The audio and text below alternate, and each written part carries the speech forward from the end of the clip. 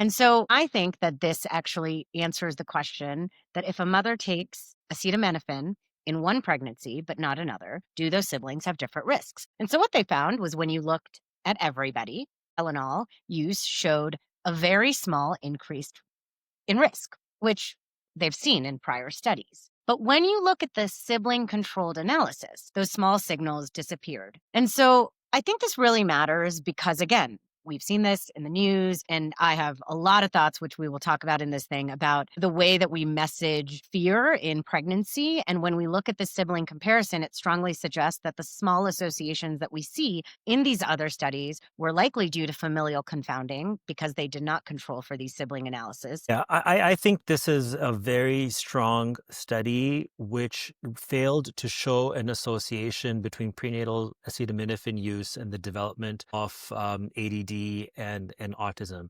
There are some aspects of this study which limit its applicability in the real world. First of all, it's a Nordic study. It's a patient population which is generally considered more homogeneous than other parts of the world, or even the population of the United States. The incidence on this study for autism and in ADD was fairly low, like less than 5%, maybe 1 to 2%, while our reported incidence in the United States for these conditions is closer to 10 or 11%, which tells me that there are other factors which could be influencing the development of ADD and autism in the study population versus otherwise. And then lastly, the use of an exposure, which in this case is acetaminophen, the timing of the exposure, whether it's in what trimester, the dose dependency, you're taking 5 times a day or you're taking it once every 3 months. And those are factors which are very difficult to measure and ascertain in a retrospective study. So while